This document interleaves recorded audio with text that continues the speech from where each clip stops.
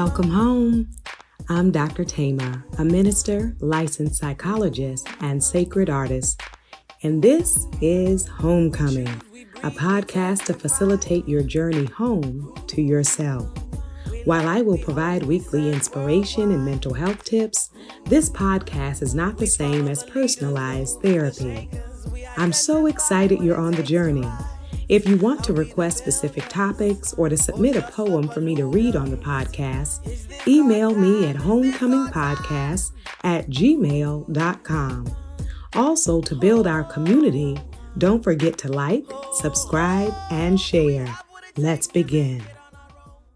Welcome home, Cojourners. I'm glad you're here for another episode, and I'm excited that we have 2 poem submissions that I want to share with you on today. The first one is from Rianne, and Rianne's poem reads, "Nothing changed except my whole world. Once I spoke that demon truth out loud, not the white horse gallant brand of ethereal goodness truth, but the real filth. That is my truth.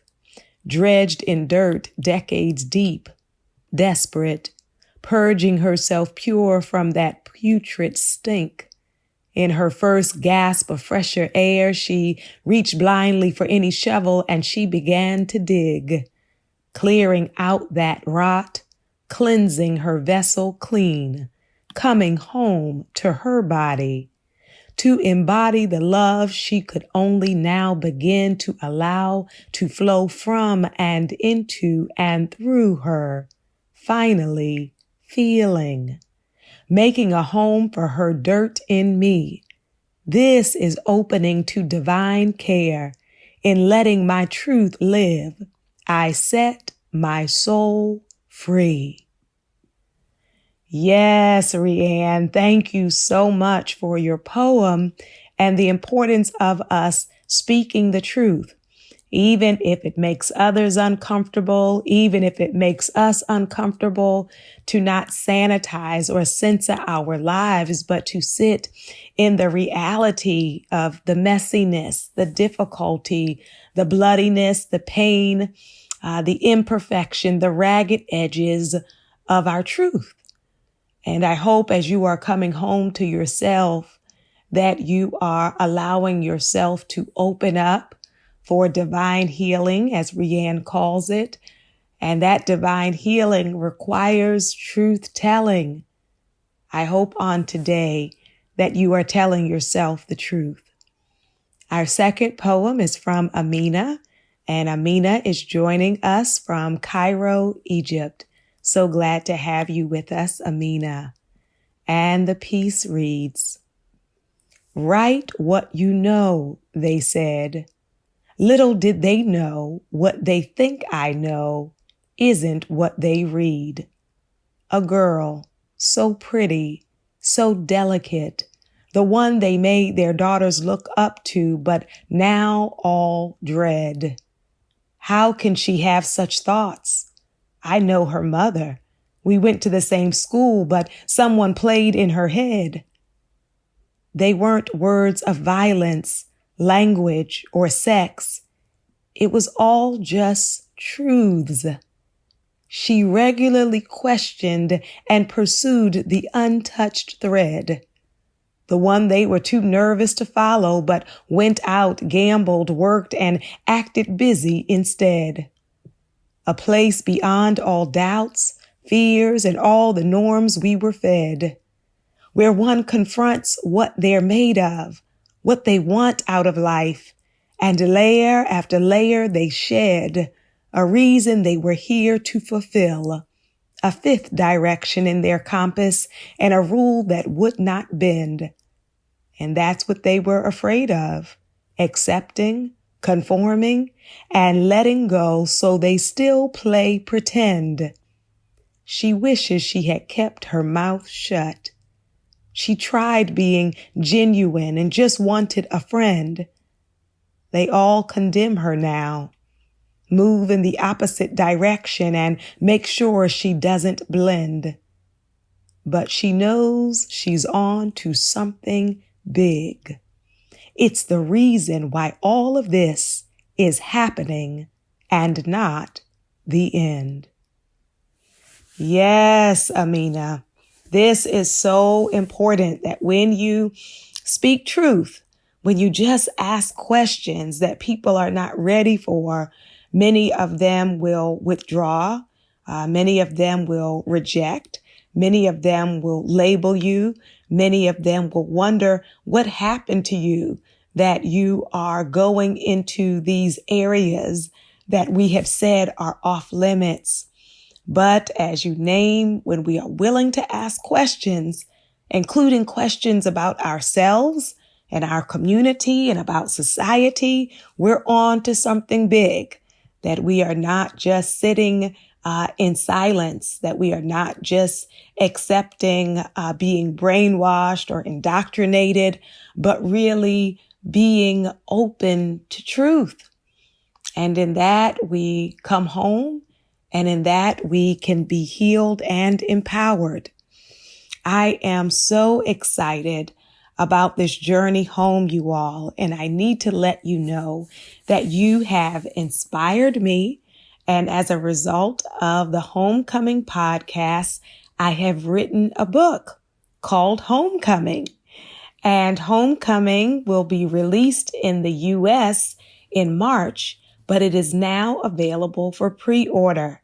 And so I want to encourage you to go to barnesandnoble.com or amazon.com or independent booksellers or target.com and to look up Homecoming and my full name, Thema Bryant, Bryant, and pre-order your copy today, so that when they mail out those first copies in March, that yours will come speedily.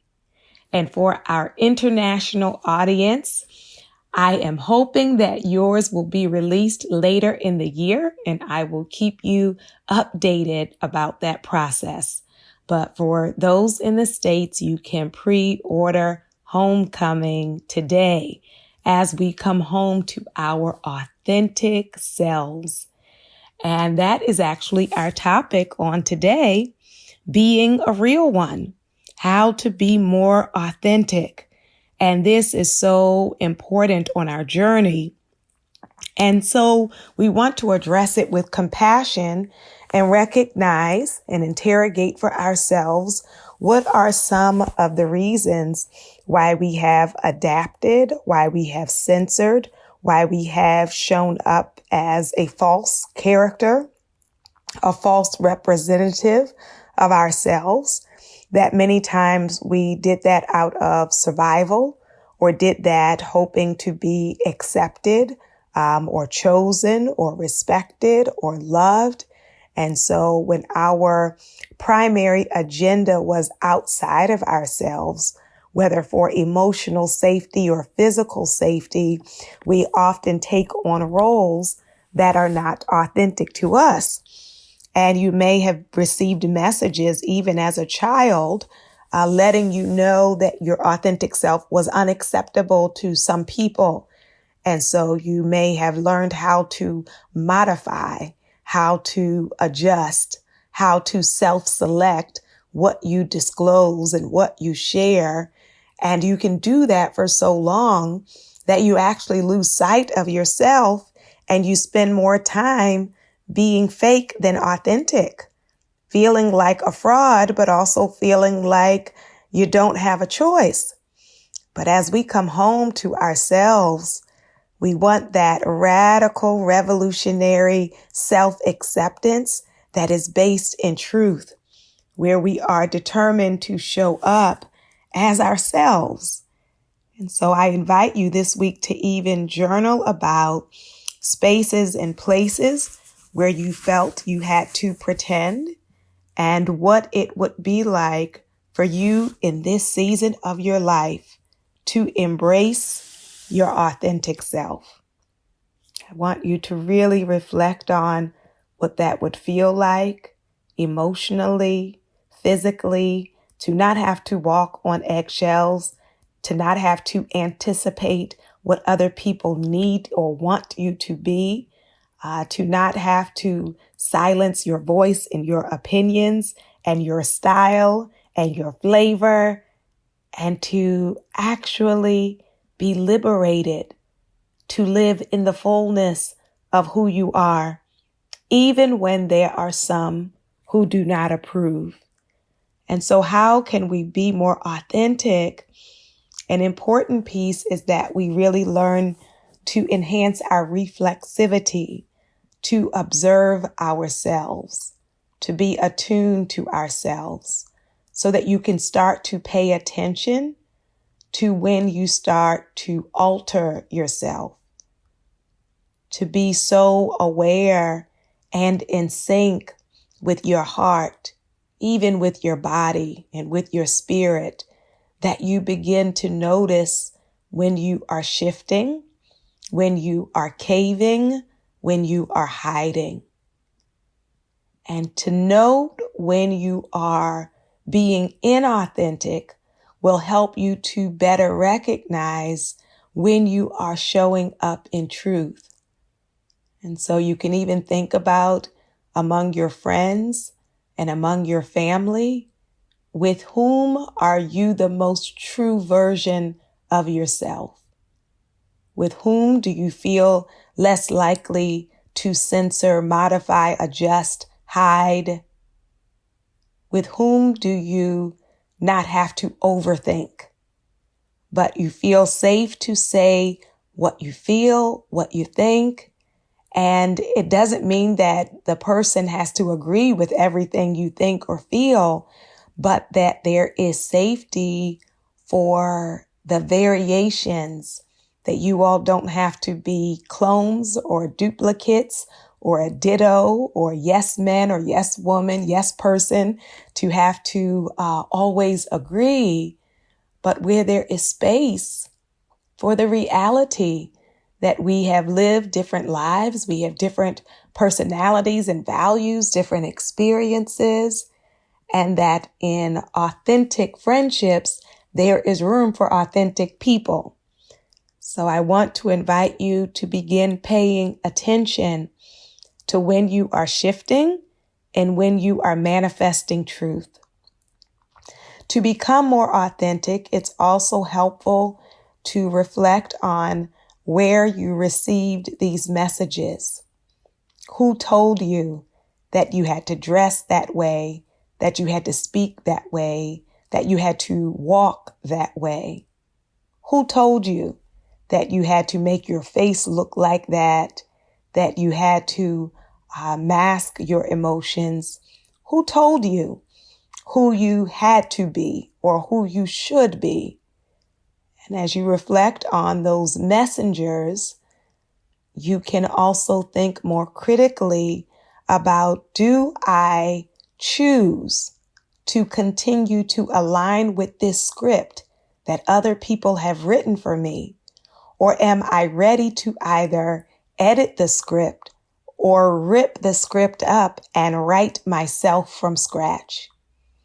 What are the things that you were told are important for you to be, say, do, or feel? And do you actually agree? And can you have the boldness, the safety, and the courage in this season of your life to challenge and to question? Just because they said it or implied it, does that mean it's true? Just because they want that to be me, is that how I have to continue to show up for life?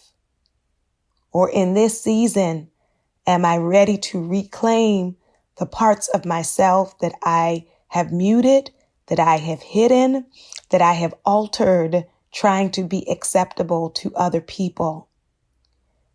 And so a part of this work, especially for trauma survivors, will be really being honest with yourself of, am I safe?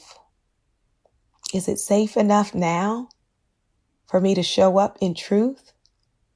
Because the reality is, some of us have lived through some seasons.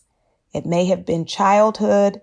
It may have been workplaces. It could be prior relationships where it actually was not safe for you to be authentic.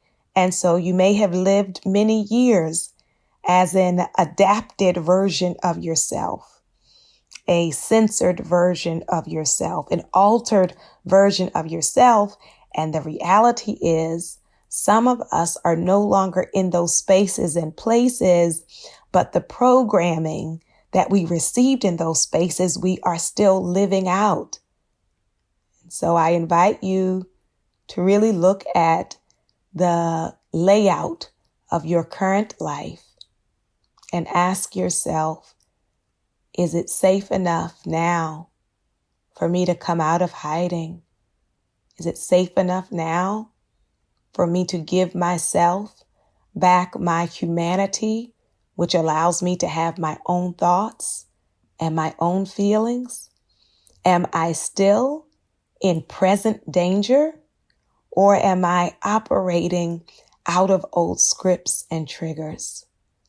I invite you even now, as you reflect on the question, if it aligns with you, to place a hand on your heart and a hand on your belly as you wonder within yourself, can I come out now?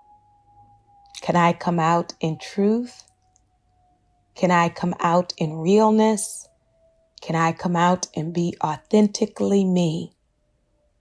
Is this my season where I get my breath back, where I get my body back?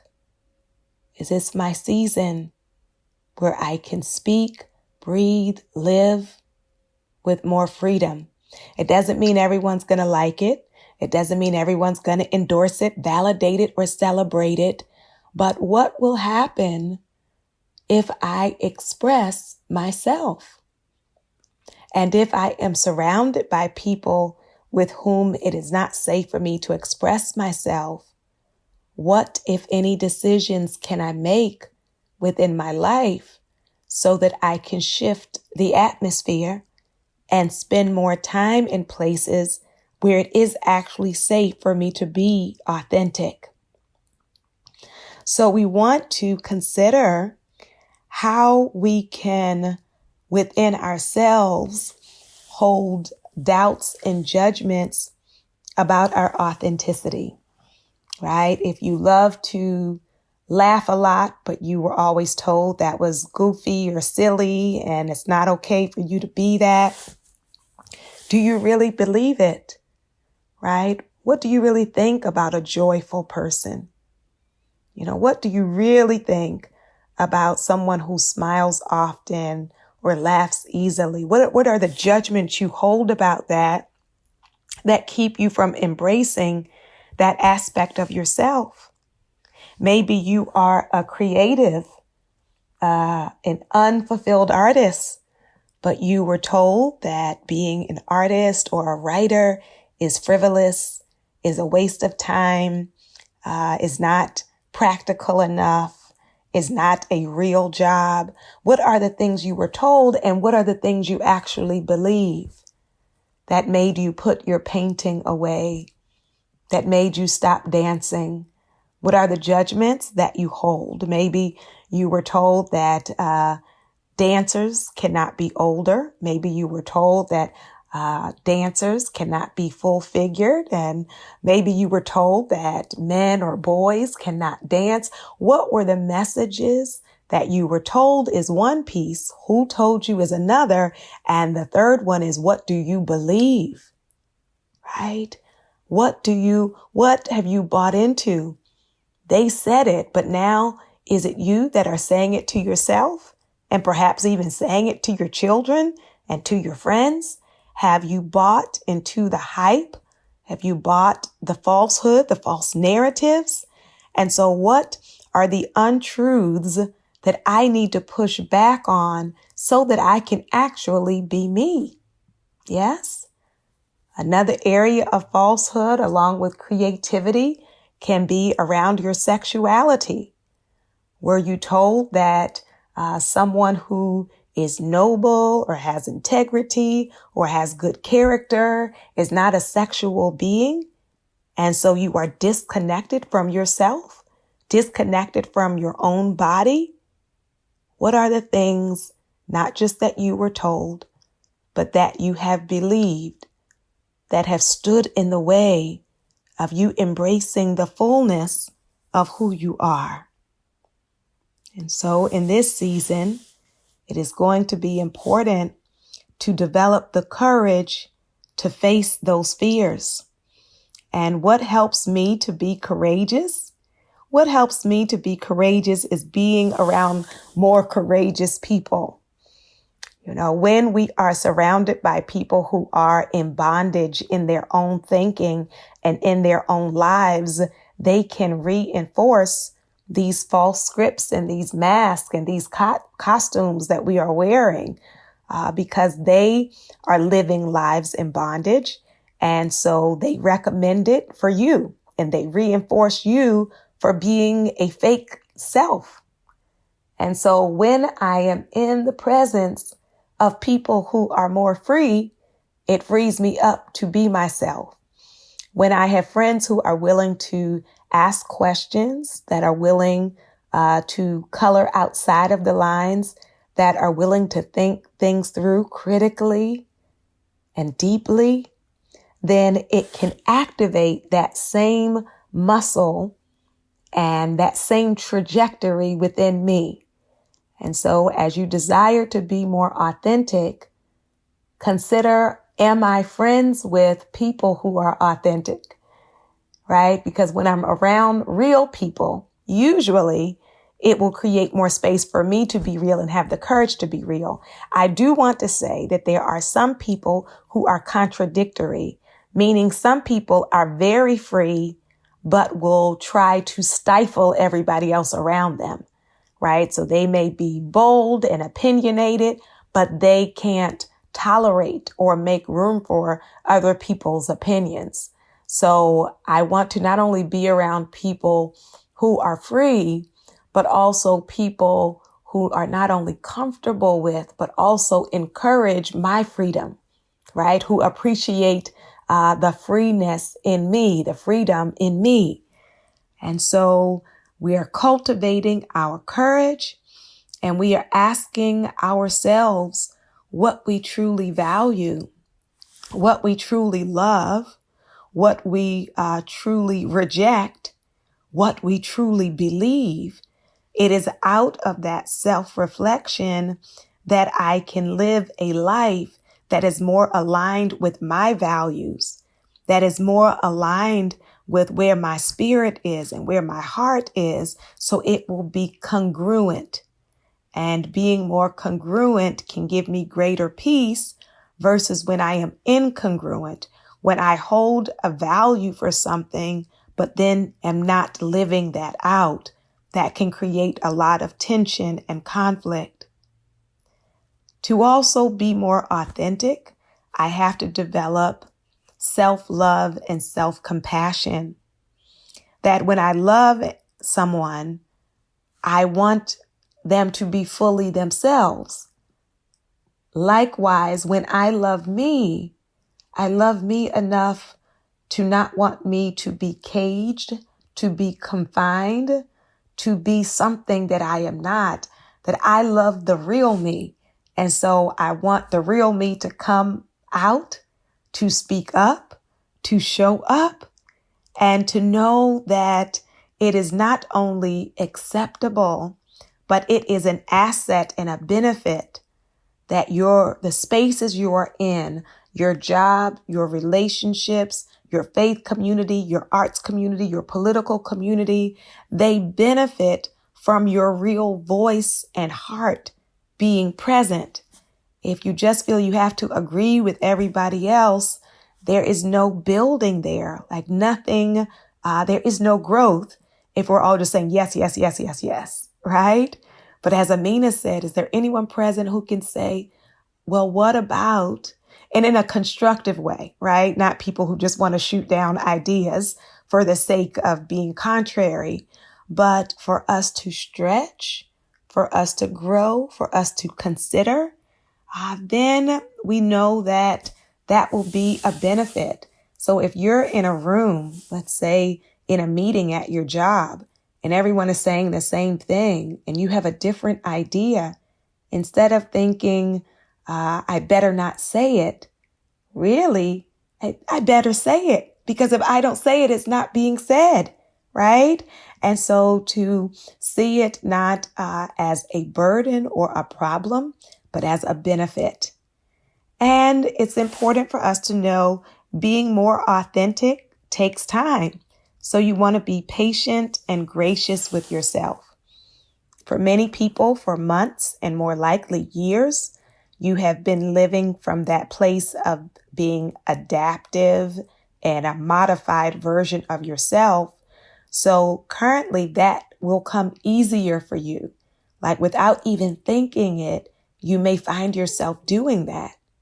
And so to give yourself grace when you say, oh, I didn't like how I was in that conversation, right? I was going back to my old patterns, or I don't like how I showed up in that space because that was the old script. And so you can recognize that without just beating yourself up. It's like giving yourself grace of, okay, I know why I was doing that. Maybe some triggers or signals in the room, maybe who was present, and maybe just also my norm of what I am used to doing.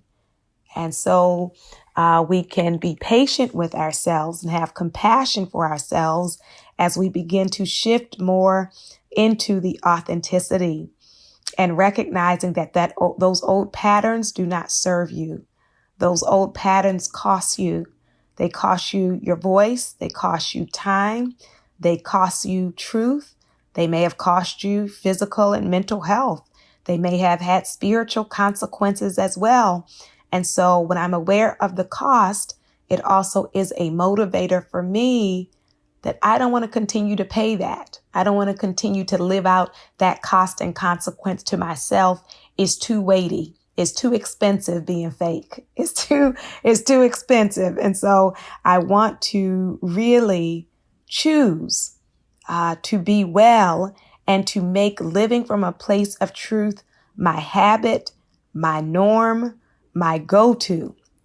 I want to do that. And so speaking your truth is going to be important instead of silencing yourself. Acting in truth is going to be important instead of just going through the motions. And then pursuing your passions.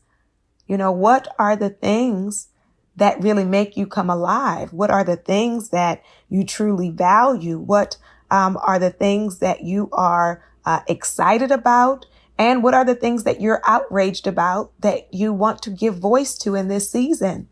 To have the courage to speak up when things are not right, that is also a part of being authentic instead of pretending things are fine when they're not. And that can be on a personal level or on a societal level, right? So if I don't like something personally, right, that is being said or done toward me, or I can speak up and not participate. And also if I am in a space when other people are being mistreated, even if it is not me, but out of my values and my passion and my ethic, that I free myself from the confines of silence and I speak truth, right? And I speak up for what is right. And so a part of being authentic will also be setting those boundaries. And when things do not align, giving yourself permission to exit, right? Because I'm being authentic. If I don't want to continue a conversation, I can shut it down. If I don't want to continue in a relationship, I can be honest about that and exit. When I know that I am in a space and a place where it is toxic to me, I don't just have to endure it. I can speak truth and then let my truth guide me and lead me into better waters.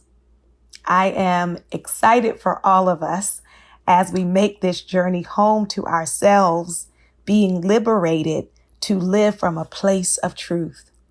I invite your soul to tell your heart, mind, body, and spirit, welcome home.